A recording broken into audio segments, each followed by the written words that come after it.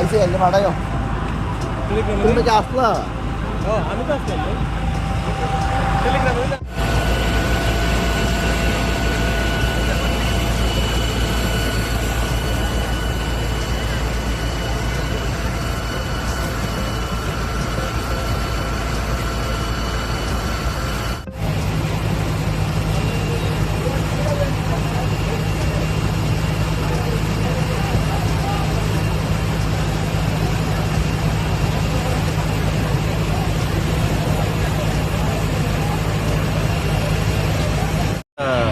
Ramnagar আউটপোস্টের OC এবং একজন staff নাকার সামনে ছিল। হঠাৎ এদিকে ধোঁয়া দেখতে গেল ৯ নম্বর রোডের সঙ্গে কাছাকাছি। তো তারপরে তারা এসে দেখলো যে এখানে একটা গোসারি শপ না কিটা, এখানে ধোঁয়া এবং লাল হয়ে আছে।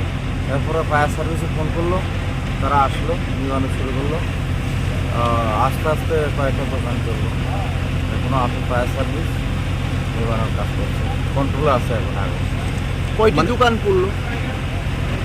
এখন তো বোঝা যাচ্ছে না, জয়েন্ট তো দোকানগুলি 12-14টা হতে পারে। প্রাথমিক তদন্তে কি উঠে আসছে যে কোত্থেকে লেগছে এখন? এখন তো কোনো লোক দেখা যায়নি। ওরা যখন দৌড়ে আসলো কোনো লোকজন ছিল না, দোকানের ভিতরে আগুন ছিল, আমরা দেখছি বিষয়টা। এখন তো ফট করে বলা যাচ্ছে না।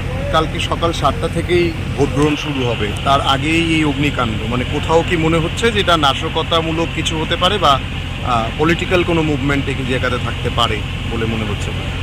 রাস্তার পাশে 2 মিনিট আগে এদিক দিয়ে পুলিশ দিয়েছে এবং একটা এমন কোনো রাস্তা না। তো এরকম কিছু বোঝা যাচ্ছে না, তো আমরা দেখছি। Thank you.